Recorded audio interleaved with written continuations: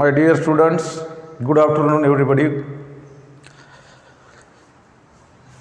तर आज हा व्हिडिओ मी मराठी मीडियम आणि सेमी इंग्लिशच्या मुलांसाठी अरेंज करतो आहे.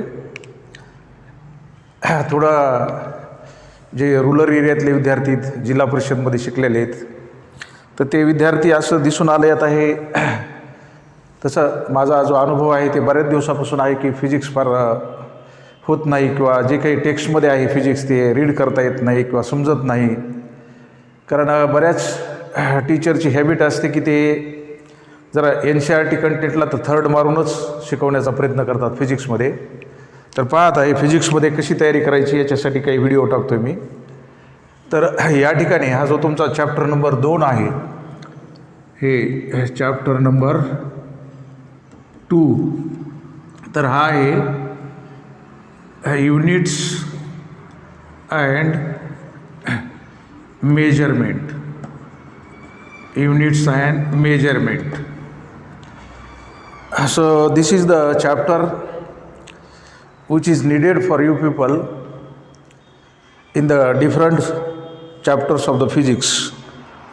It means this chapter had a special significance related to the many sections of your physics subject.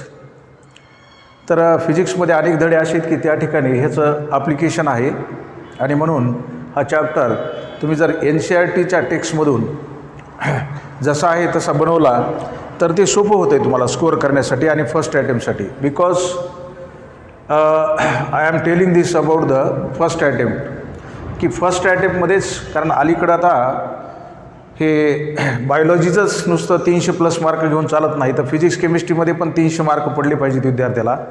आणि म्हणून एक चांगली गोष्ट झालेली की काही लोक मी पाहिलं मागच्या 4 वर्षामध्ये 4-5 की पूर्णपणे बायोलॉजीवर डिपेंडन्सी दाखवायची, निकाल छापायला टोटल मारायचं आणि छापायचं बायोलॉजीच्या मार्कामुळं, आणि फिजिक्स केमिस्ट्रीचे मार्क कमी. तर तो काही प्रकार आता राहिलेला नाही किंवा राहणार नाही इथून पुढं, कारण यूट्यूबचा जमाना आलेला आहे. आणि म्हणून तुम्हाला हे जे काही लिटल बिट कसं जायचं ह्या विषयामध्ये ते सांगतो आहे. कारण माझा विषय बायोलॉजी आहे. Basically I am a biotechnologist. That's why I have great concern with the biology. तरी तुम्हाला काही आयडिया मी शेअर करतो की हा विषय कसा बनवायचा, आणि तुम्ही जिथं काही कोचिंग घेता तिथं तुम्ही स्वतः त्याला हे जज केलं पाहिजे की हे बरोबर NCERTतून टीचिंग चालू का नाही. NCERTतून टीचिंग नसलं चालू आणि चांगल्या पद्धतीनं ते आयडिया शेअर केल्या जात नसल्या तर वेळ काही तुमचा वाया घालवू नका. तुम्ही काहीतरी प्रॉपर मेथड इम्प्लिमेंट करून तुमचा प्रोग्रेस फर्स्ट अटेम्प्टमध्ये फिजिक्समध्ये पण चांगला स्कोअर झाला पाहिजे. तर पहा इथं युनिट्स अँड मेजरमेंटमध्ये, तर या धड्याच्या इंट्रोडक्शनमध्ये मी तुम्हाला इंट्रोडक्शनमध्ये जो काही भाग आला आहे, तर ह्या धड्याच्या इंट्रोडक्शनमध्ये 3 बाबी तुम्हाला समजून घ्यायच्यात. It is need for you people that you must have to learn the 3 things in the introductory part of this chapter. तर ज्या 3 बाबी तुम्हाला समजून घ्यायच्या आहेत त्या अशा आहे की या ठिकाणी हे you must have to no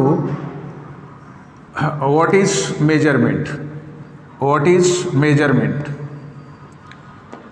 bye knowing this, measurement काय हे जाणून घेतल्यानंतर तुम्हाला याच्यात व्हॉट इज युनिट जाणून घ्यायचं आहे. What is unit. What is unit. And then after that you must have to know that physical quantity means what. Physical quantity कोण आहे बाळा? Quantity means what. कोण आहे? हां. सो सी हिअर, हे क्वांटिटी जो शब्द आहे क्वांटिटी, तर हे मराठी भाषिक विद्यार्थी जे आहेत ते क्वांटिटी म्हणजे काय, हे राशी असा शब्द आहे, राशी. तर राशी तुम्ही कशाला म्हणता? Anything that can be measured. Anything that can be measured is a quantity. Quantity means what? Anything that can be measured is a quantity. It means the things those does not measure, that does not represent as a quantity. That does not represent as a quantity. For example, तर पहा आता, suppose for example feelings or emotions. Feelings oblique certain emotional aspects आता काही भावनिक बाबी आहेत. भावनिक बाबी म्हणजे कसं, तुम्हाला दुःख झालं तर किती दुःख झालं हे सांगता येत नाही. लक्षात, तुम्हाला आनंद झाला, काही एखाद्या गोष्टीचा चांगला आनंद झाला तुम्हाला, तर किती आनंद झाला हे सांगता येत नाही. म्हणजे त्याला क्वांटिफाय करता येत नाही. That does not quantified. त्याचा क्वांटम सांगता येत नाही की एवढा आनंद झाला म्हणून. लक्षात, म्हणजे त्याला अमाऊंटिंग करता येत नाही. मात्र क्वांटिटी कसं असतं की काही बाबी अशा आहेत that can be measured, quantise, त्याला मोजता येते, त्याला क्वांटममध्ये सांगता येते. लक्षात, अशा काही बाबी असतात. फॉर एक्झाम्पल पहा, मग त्याला क्वांटिटी म्हणायचे, आणि त्याला अस्तित्व आहे, त्याला एक्झिस्टन्स आहे. लक्षात, ज्या बाबी अशा मोजल्या जातात त्याला अस्तित्व आहे, आणि म्हणून त्याला फिजिकल क्वांटिटी असं म्हणतो आपण, फिजिकल क्वांटिटी. आता फॉर एक्झाम्पल पहा, हे व्हॉट इज फिजिकल क्वांटिटी हा कॉन्सेप्ट अजून घेत असताना तुम्हाला हे व्हॉट इज मेजरमेंट आणि what is unit, I am going to tell that. So listen here, pay your attention properly to me. आता मी तुमच्यासमोर या ठिकाणी हा एक रॉड अरेंज करतो. हे पाहे, दिस इज द रॉड. हा रॉड काढला आहे मी तुमच्यासमोर, आणि हा जो रॉड आहे तर हा रॉड 7 सेंटीमीटर एवढ्या लांबीचा आहे असं मी म्हणतोय. What I am saying, this is the rod and this rod had have a length of 7 centimeter. This rod had have a length of 7 centimeter. So see here, आता पहा हा रॉड आहे आणि ह्याला 7 सेंटीमीटर ही लेंथ आहे असं म्हणायलो मी. काय म्हणायलो, ह्याला 7 सेंटीमीटर लेंथ आहे असं म्हणायला लागलो. तर या ठिकाणी ही सेंटीमीटर ही एक बाब आली, ही पहा हे सेंटीमीटर, आणि त्याला लागून हे प्रिफिक्स ही दुसरी बाब आली इथं. लक्षात, ही दुसरी, हा नंबर आला इथं, नंबर. तर हा number accompanied with the this centimeter. लक्षात, हे सेंटीमीटर आणि हा नंबर इथं ह्या दोन बाबीत. त्याच्यामुळं या ठिकाणी पाहता की एक एवढ्या लांबीची रचना एक गृहीत धरा, हे काही असं ॲक्युरेट नाही इथं, की ही 1 सेंटीमीटर आहे असं आंतरराष्ट्रीय स्तरावर ठरलेलं आहे. समजा हे डिसाईड झालेलं आहे, सायंटिफिक कम्युनिटीकडून हे डिसाईड झालेलं आहे की एवढी लेंथ असणारी एक रचना किंवा एवढी लेंथ लाभणारी कुठलीही एखादी लक्षात मटेरियल, कोणतीही एखादी बाब की ज्याला एवढी लेंथ लाभली त्याला सेंटीमीटर म्हणायचं. तर आता हे याच्या लक्षात, हा रॉड काय सांगायला, हे जे ठरलेलं आहे हे याच्या हे 7 पट आहे, याच्या 7 पट आहे. म्हणजे काय की हे जे आहे इथं हे सेंटीमीटर, तर हे युनिट आहे लक्षात, आणि याच्या हे 7 पट आहे. तर ही काय झाली, ही ह्या रॉडची जी लेंथ आहे त्याची मेजरमेंट झाली. काय झाली, त्याची मेजरमेंट झाली. आणि म्हणून मेजरमेंटची व्याख्या कशी करायची तुम्हाला ती पहा, मेजरमेंटची व्याख्या. तर या ठिकाणी हे जे 7 आहे ही न्यूमरिकल व्हॅल्यू आहे, म्हणजे हा नंबर आहे. दिस इज द नंबर, और you can say this is the numerical value, और नंबर. आणि त्याच्यानंतर हे बाजूला जे आहे हे सेंटीमीटर, हे युनिट आहे. हे काय आहे, युनिट आहे. तर आता पहा इथं काय करायला आपण की याची तुलना याच्याबरोबर करायला लागलो, म्हणजे हा किती लार्जर किंवा स्मॉलर आहे ॲज कम्पेअर्ड टू दिस. ही जी छोटी लेंथ आहे, हा एक छोटा रॉड, एवढ्या लांबीची रचना, तिला सेंटीमीटर म्हणायचे, आणि याच्या तुलनेमध्ये हा ह्याच्या 7 पट आहे. लक्षात, ही झाली याच्या साहाय्याने ह्याची मेजरमेंट झाली.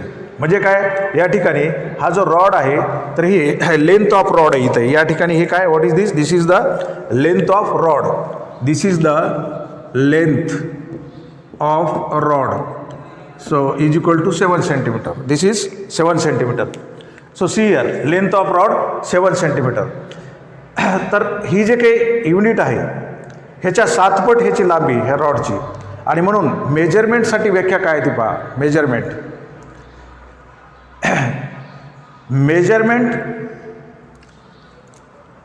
Of any physical quantity, measurement of any physical quantity. आता एक फिजिकल क्वांटिटी घेतली लक्षात, हे लेंथ ही या ठिकाणी लेंथ ही फिजिकल क्वांटिटी आहे असं समजा तुम्ही. The length, this is the physical quantity.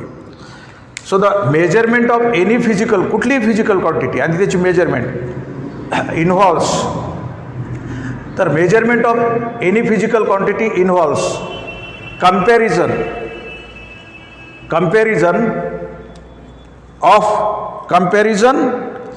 With a certain basic. Comparison with a certain, पहा आता हे मेजरमेंट सांगायला लागलो मी, measurement. So measurement of any physical quantity involves comparison with a हे पहा, comparison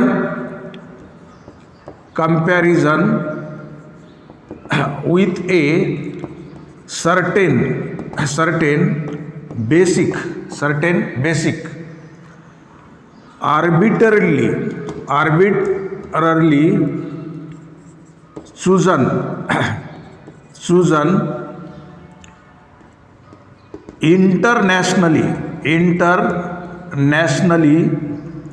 internationally accepted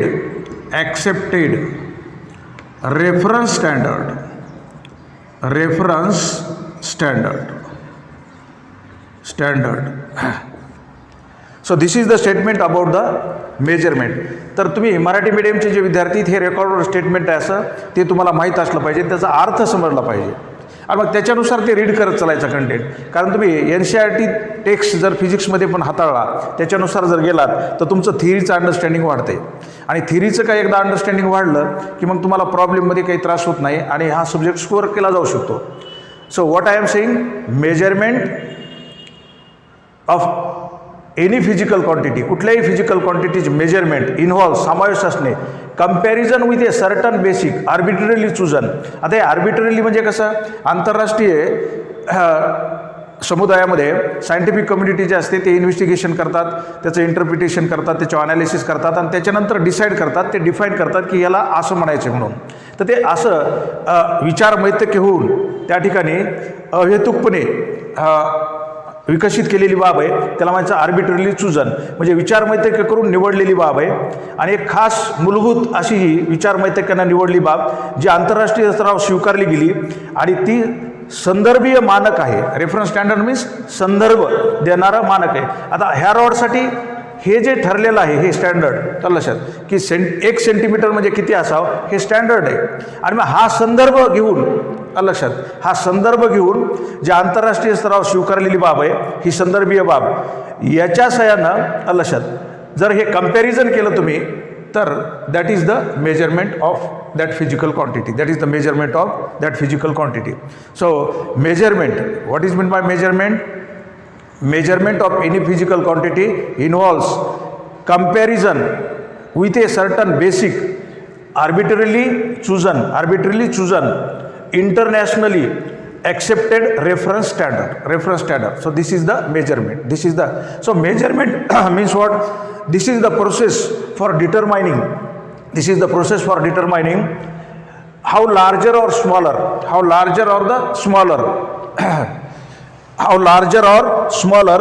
a physical quantity,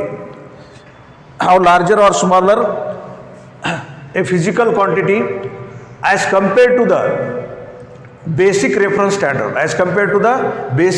standard. So this is the basic reference standard and this basic reference standard, तर याच्या तुलनेमध्ये ही जी काही physical quantity आहे, length ही physical quantity, तर ही smaller आहे का लार्जर आहे? तर या ठिकाणी लार्जर आहे. तर असं कम्पेअर करणे म्हणजे बेसिक रेफरन्स स्टँडर्डला विचारात घेऊन जर तुम्ही कंपॅरिझन केलं एखाद्या फिजिकल क्वांटिटीचं आणि कंपॅरिझन केलं आणि त्याच्या आधारे संबंधित ही फिजिकल क्वांटिटी किती मोठी आहे किंवा छोटी हे जर सांगितलं तर that is the measurement. So this is little bit about the measurement. तर ही मेजरमेंट आहे. त्याच्यानंतर पाहता व्हॉट इज युनिट. आता युनिटची ह्याच्यातच व्याख्या आली, सर्टन बेसिक आर्बिट्ररीली चूजन आणि इंटरनॅशनल ॲप्रेटेड reference standard, that is the unit. तर त्याला युनिट म्हणायचं आहे तुम्हाला. That is the arbitrarily chosen आणि इंटरनॅशनली ॲप्रेटेड reference standard, that is known as unit. त्याला युनिट म्हणायचं, हे इथं युनिट आहे.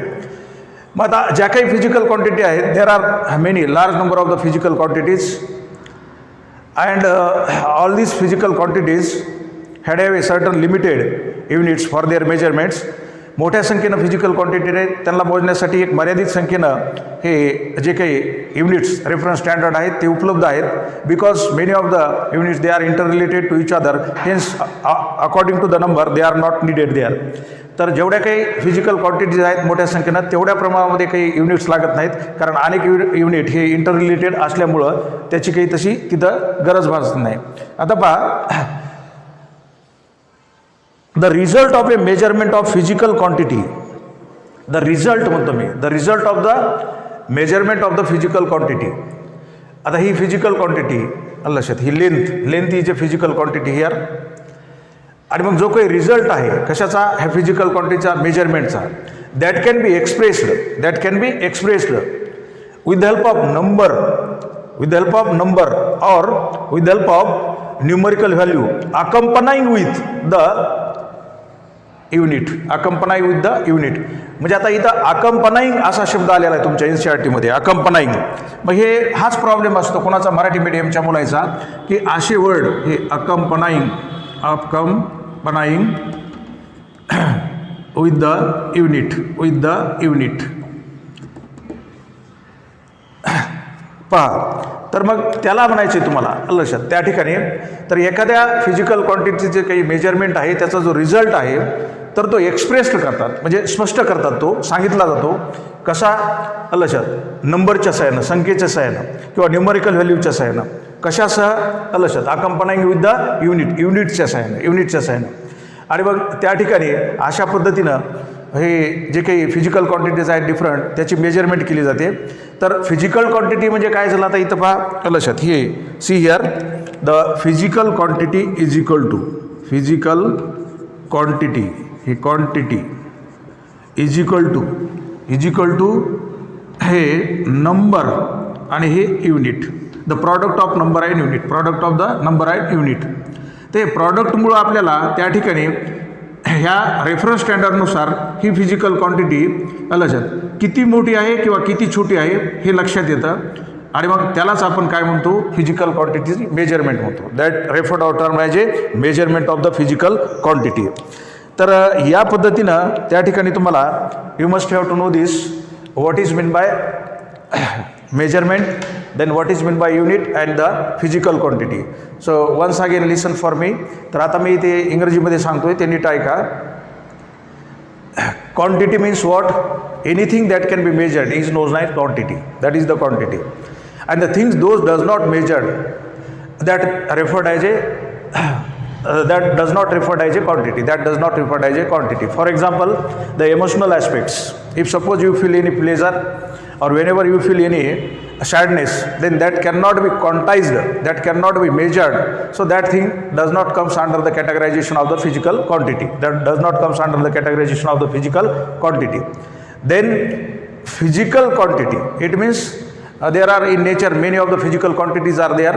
So in your this NCERT text, they try to tell you the physical quantities, near about 7 or 9 physical quantities they mention here, as like the mass, length, time, then the current, as well as the amount of substance, luminous intensity, and thermodynamic temperature, etc.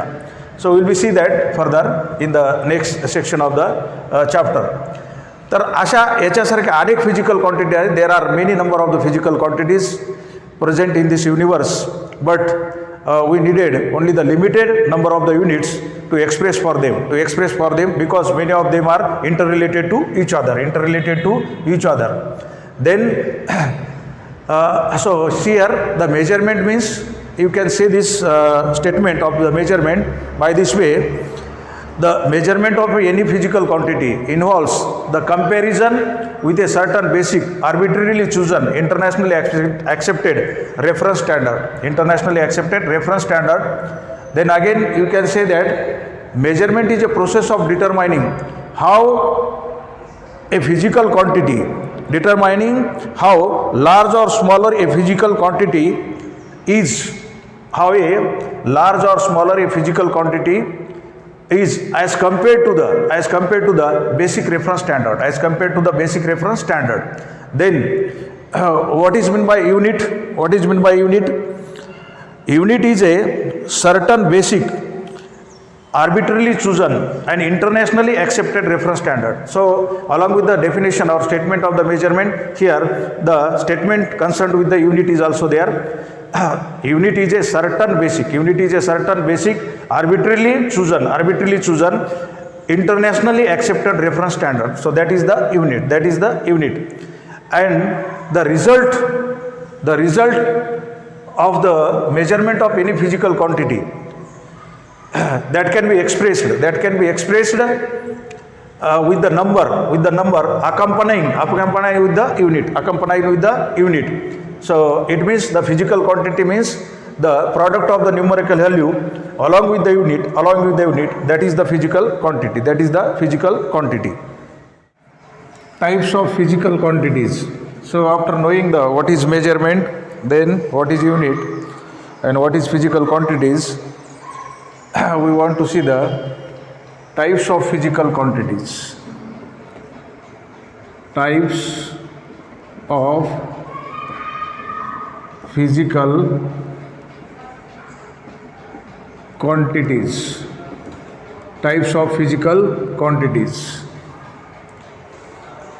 So in your text, NCERT text, they categorized the physical quantities mainly into two types. So see here, that is fundamental quantities,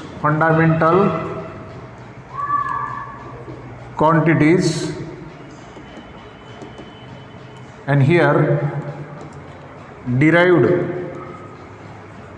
quantities. तर पहा आता हे जे physical quantities आहेत तुमच्या अभ्यासक्रमाला दिलेल्या, तर त्याची हे असे दोन प्रकारच्या वर्गवारी केलेली, त्याची categorized into the two main types, fundamental quantities and derived quantities. So whom you call fundamental quantities and why, and whom you call derived quantities and why, you must have to know this here. तर तुम्ही fundamental म्हणजे हे मूलभूत राशी आणि हे derived म्हणजे मिळवलेल्या राशी. तर डिराइव्ड क्वांटिटी कोणाला आणि का म्हणायचं आणि फंडामेंटल क्वांटिटी कोणाला आणि का म्हणायचं हे तुम्हाला पाहायचं इथं. तर पहा आता हे ज्या फिजिकल क्वांटिटी इंडिपेंडंट आहेत, इंडिपेंडंट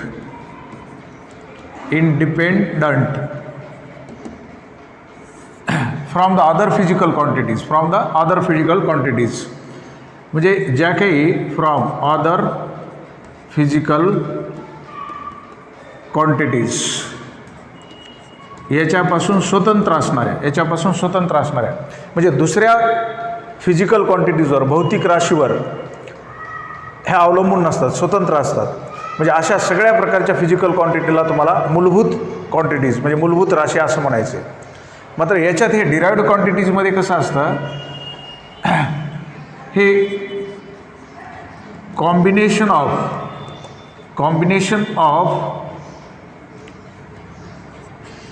फंडामेंटल quantities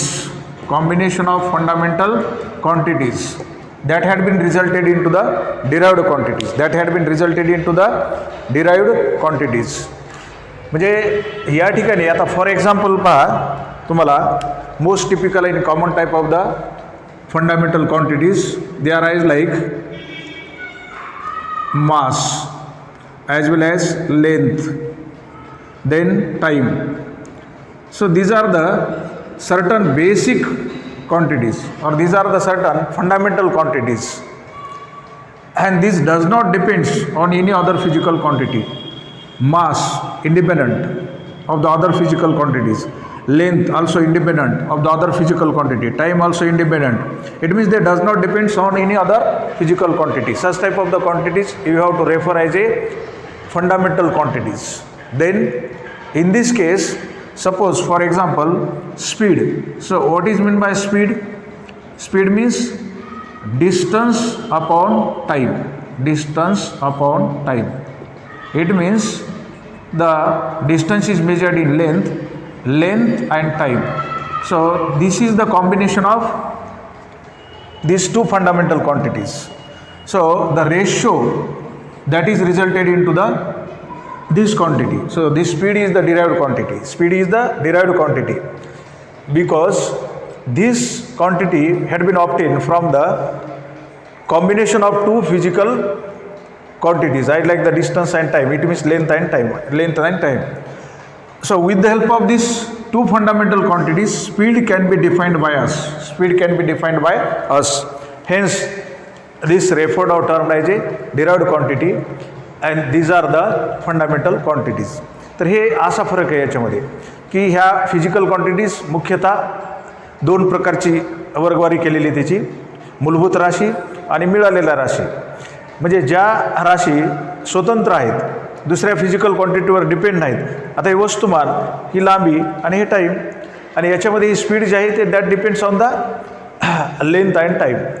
तर हे अशा प्रकारची हे टाईप्स ऑफ फिजिकल क्वांटिटीजमध्ये तुम्हाला माहिती आलेली, तर ती लक्षात ठेवा. आता याच्यानंतर सिस्टीम ऑफ युनिट्स पाहिजे तुम्हाला. सिस्टीम ऑफ युनिट्स हे पाहिजे, सिस्टीम ऑफ युनिट्स. तर सिस्टीम ऑफ युनिट्स कशासाठी पाहिजे पहा. तर हा एक कंप्लीट सेट ऑफ युनिट आहे. Complete set of unit, the complete set of units. आता कंप्लीट सेट ऑफ युनिट्स म्हणजे fundamental units and the derived unit. Fundamental क्वांटिटीचे फंडामेंटल युनिट्स आणि डिराइव्ड क्वांटिटीचे डिराइव्ड युनिट्स म्हणजे हे दोन्ही. तर ह्याचा सेट म्हणजे सिस्टीम ऑफ युनिट आहे. ह्याचा सेट म्हणजे काय, सिस्टीम ऑफ युनिट आहे. A complete set of fundamental and derived units is called a system of units. System of unit और referred as a system of units. तर काही some commonly used system of units are as follows. तर काही commonly used म्हणजे कसं असतं की याच्यामध्ये सिस्टीम ऑफ युनिट्स अनेक काळापासून वेगवेगळ्या प्रकारच्या सिस्टीम आहेत युनिटच्या, वेगवेगळ्या प्रकारच्या, पारंपरिक, ट्रॅडिशनल, त्याच्यानंतर मधल्या काळामधल्या, अलीकडच्या काळामधल्या. तर त्याच्यातल्या commonly used system of units are as follows. तर ते 3 आहेत त्याच्यामध्ये पहा. एक CGS सिस्टीम आहे रेकॉर्डवर तुम्हाला स्टडीला, MKS सिस्टीम आहे रेकॉर्डवर स्टडीला, आणि हे FES सिस्टीम आहे रेकॉर्डवर स्टडीला. मग याच्यानुसार जर पाहिलं तुम्ही तर त्याच्यात पहा याच्यात ही बेसिक क्वांटिटीज म्हणजे फंडामेंटल क्वांटिटीज 3 ज्या आहेत त्या घेतो मी इथं. हे टाईम, त्याच्यानंतर हे लेंथ आणि हे मास. आता CGSमध्ये मास जे मोजतात ते ग्राममध्ये मोजतात आणि MKSमध्ये KGमध्ये मोजतात. त्याच्यानंतर याच्यामध्ये हे पाऊंडमध्ये मोजतात, पाऊंडमध्ये. ही ब्रिटिश सिस्टीम ऑफ मेजरमेंट आहे. त्याच्यानंतर टाईम सेकंदामध्ये. लेंथ जी आहे ती इथं सेंटीमीटरमध्ये, आणि याच्यामध्ये MKSमध्ये ही मीटरमध्ये, आणि त्याच्यानंतर हे याच्यात फूट सिंग्युलर, फीट प्लुरल. आता पहा, तर ह्या काही प्रचलित अशा सिस्टीम ऑफ युनिट्स आहेत. सिस्टीम ऑफ युनिट का म्हटलेलं आहे, तर याच्यात हे माससाठी, आता पहा हे माससाठी हे वेगवेगळ्या सिस्टीममधले हे युनिट्स आहेत.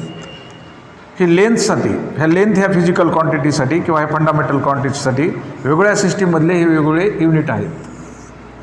आता ह्या 2ला मी बॉक्स केलं आहे, हे एकाला केलं नाही, कारण का ह्याच्यामध्ये सगळ्यासाठीचं हे युनिट जे आहे सगळ्या सिस्टीममधलं हे सारखं आहे.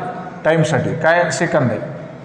It means see here, mass is a fundamental quantity and in CGS that can be measured in gram, whereas this mass in MKS system of units measured in kilogram, and mass in FES system of units can be measured in pound. Then here length is a fundamental quantity, and in CGS that can be measured in centimeter, whereas in MKS that can be measured in meter, whereas in FES that can be measured in foot. So these are the most typical and common system of units. Those are utilized for the measurement of the mass, time and length, and these are the respective units. So for these three system of these are the system of units where the units differs from each other. In case of the mass, in case of the length also, the unit differs from each other, but in case of the time, the unit does not differ from each other. For all the three system of units, the units are same units for the three systems, those used for the measurement of the fundamental quantities. The units, respective units, they differ in case of mass, in case of length, but does not differ in case of the time. So this is about the system of units. तर या पद्धतीने त्यांनी तुम्हाला ही अशी एक वर्गवारी दिलेली ह्या फिजिकल क्वांटिटीची दोन प्रकारामध्ये. त्याच्यानंतर हे जे काही सिस्टीम ऑफ युनिट्स आहेत तर त्याच्यात एकूण जे काही संच आहे कशाचा, ह्या फंडामेंटल आणि डिराइव्ड बोथ क्वांटिटीच्या युनिटचा, त्याला एकूण ह्या दोन्हीचे, ह्याचे युनिट आणि ह्याचे युनिट, ह्याच्या संचाला मिळून काय म्हणतात, system of units. System of units आणि सिस्टीम ऑफ युनिट्स याच्या संचाला म्हणतात. तर या सिस्टीम ऑफ युनिट्सनुसार कॉमनली युज्ड ज्या काही सिस्टीम ऑफ युनिट्स अस्तित्वात होत्या त्या तीन प्रकारच्या होत्या. CGS सिस्टीम, त्याच्यानंतर MKS आणि FES. तर CGSमध्ये ह्या फंडामेंटल क्वांटिटीज आहेत आणि त्याचे हे रिस्पेक्टिव्ह युनिट्स आहेत. तर ही एक माहिती तुम्हाला अशा पद्धतीनं असली पाहिजे. त्याच्यानंतर international system of units. International system of units पहा आता, हे international system, international system of units, international system of units. तर ही इंटरनॅशनल सिस्टीम ऑफ युनिट जी आहे तर हिचे काही वैशिष्ट्य आहेत की सिस्टीम ऑफ युनिट्स म्हणजे ही एककाच्या ह्या पद्धती. तर आंतरराष्ट्रीय एककाच्या ज्या पद्धतीत तर त्याचे काही नेसेसिटी आहेत किंवा त्याच्या काही महत्त्वाच्या गोष्टी आहेत. तर सिस्टीम ऑफ युनिट्स आंतरराष्ट्रीय स्तरावर कसे असले पाहिजेत त्याच्याबाबतची माहिती you must have to know. तर सिस्टीम ऑफ युनिट्स हे वेल डिफाईन असले पाहिजेत. वेल डिफाईन म्हणजे ज्याची परिपूर्ण व्याख्या झालेली अशा असले पाहिजेत, परिपूर्ण व्याख्या झालेली. त्याच्यानंतर या ठिकाणी इनव्हॅरिएबिलिटी, इनव्हॅरिएबिलिटी म्हणजे ते युनिव्हर्सली ॲक्सेप्टेड असले पाहिजेत. त्याच्यामध्ये चेंज नको, place to place, country to country, in the different parts of the world, त्याच्यामध्ये चेंज नको आहे. लक्षात समानता असली पाहिजे, इनव्हॅरिएबिलिटी असणारे असले पाहिजेत सिस्टीम ऑफ युनिट्स. युनिट्स म्हणजे एखाद्या ह्या सिस्टीममधले जे युनिट्स असतात ते असे असले पाहिजेत.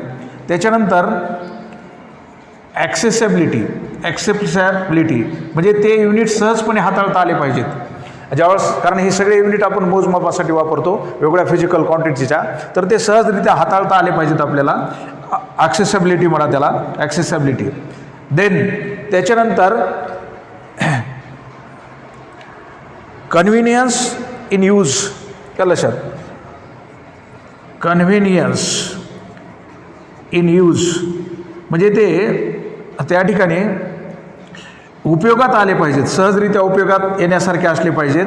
So these are the necessities of the international system of units. I like they must have been well defined. Then invariability, accessibility, त्याची इनव्हॅरिएबिलिटी असली पाहिजे, ॲक्सेसिबिलिटी झाली पाहिजे आणि convenience in use. So this is little bit about this types of the physical quantities as well as the system of units and then the international system of units and the international system of units unit हे कसे असले पाहिजेत तर या पद्धतीचे असले पाहिजेत ही माहिती आलेली आहे. त्याच्यानंतर पहा इथं काय झालेलं आहे की या ठिकाणी पुढं हे पाहिल्यानंतर ह्या इंट्रोडक्टरी पार्टमध्ये धड्याच्या तुम्हाला त्यांनी एक फ्रेंचमध्ये एक म्हणजे आंतरराष्ट्रीय स्तरावर एक कॉन्फरन्स भरली होती 1971ला. वेट आणि मेजर इंटरनॅशनल ब्युरो आहे वेट आणि मेजरचा, वजने आणि मापे. तर ते फ्रान्समध्ये त्या पॅरिस शहराच्या कुठेतरी आजूबाजूला आहे. तर त्या ठिकाणी जे काही ऑफिशियली तिथून हे मोजमापाबाबतचे एकक वगैरे काढले जातात, त्याचे निकष ठरवले जातात, त्याच्यानुसार मानक जे आहेत ते डिसाईड होतात. तर त्यांच्या ह्याच्यानुसार ह्या जे सिस्टीम आहेत याच्यापैकी SI सिस्टीम जी की युनिव्हर्सली ॲक्सेप्टेड आहे किंवा इंटरनॅशनली ॲक्सेप्टेड आहे अशी सर्वांच्या मान्यतेनं स्वीकारण्यात आली. That is the SI system. That is the SI system. तर ही जी SI सिस्टीम आहे, SI सिस्टीम, तर हे सिस्टीम मुळामध्ये सिस्टीमे इंटरनॅशनले डी युनाइट्स. तर हे फ्रेंचमध्ये असं नाव आहे की जी आंतरराष्ट्रीय परिषद आहे त्यांच्याकडून त्यांच्या भाषेमध्ये त्याला सिस्टीमे इंटरनॅशनले डी युनिटे असं म्हणतात फ्रेंच भाषेमध्ये. त्याच्यामुळं त्याचा अर्थ त्या फ्रेंच भाषेमध्ये आहे. आपल्याला काही ती फ्रेंच भाषा येत नाही, फक्त त्या भाषेत त्याला असं म्हणतात असं लक्षात ठेवा. आणि त्याच्यानंतर पुढं याच्यात SI system uses decimal system. ही SI सिस्टीम जी आहे, SI system uses decimal system is known as metric system. आता पहा, तसं ही जी SI सिस्टीम आहे युनिव्हर्सली ॲक्सेप्टेड, तर हिचा उदय MKS सिस्टीमपासून झालेला आहे आणि म्हणून हिच्यामध्ये डेसिमल चा उपयोग केला जातो, म्हणून ह्याला डेसिमल सिस्टीम म्हणतात किंवा युजेस डेसिमल सिस्टीम आणि is known as the metric system, म्हणून हिला SI सिस्टीमला मेट्रिक सिस्टीम म्हणतात.